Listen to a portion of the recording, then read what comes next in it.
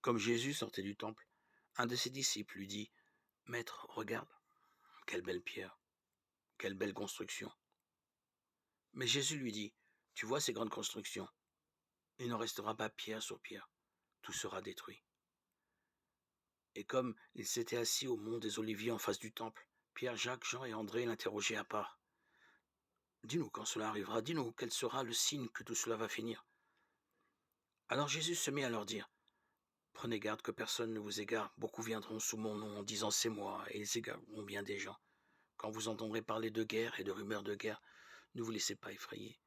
Il faut que cela arrive, mais ce ne sera pas encore la fin, car on se dressera nation contre nation, royaume contre royaume. Il y aura des tremblements de terre, ça et là. Il y aura des famines. C'est le début des douleurs de l'enfantement. Soyez sur vos gardes. On vous livrera aux tribunaux et aux synagogues, on vous frappera, on vous traduira devant des gouverneurs et des rois à cause de moi. Il y aura là un témoignage pour eux. Mais il faut d'abord que la bonne nouvelle soit proclamée à toutes les nations. Et lorsqu'on vous emmènera pour vous livrer, ne vous tourmentez pas d'avance pour savoir ce que vous direz, mais ce qui vous sera donné à cette heure-là, dites-le. Car ce n'est pas vous qui parlerez, c'est le Saint-Esprit.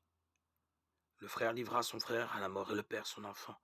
Les enfants se dresseront contre leurs parents et les feront mettre à mort. Vous serez détestés de tous à cause de mon nom. Mais celui qui aura persévéré jusqu'au bout, celui-là sera sauvé.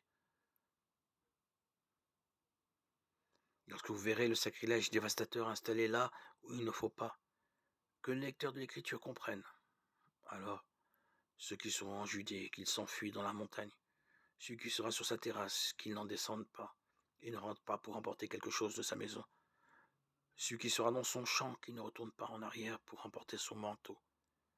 Malheureuses les femmes qui seront enceintes et celles qui allaiteront en ces mois-là. Priez pour que cela n'arrive pas en hiver. Car en ces jours-là, il y aura une détresse comme il n'y en a jamais eu depuis le commencement, quand Dieu créa le monde, jusqu'à maintenant, et comme il n'y en aura jamais plus. Marc 13, 1, 19.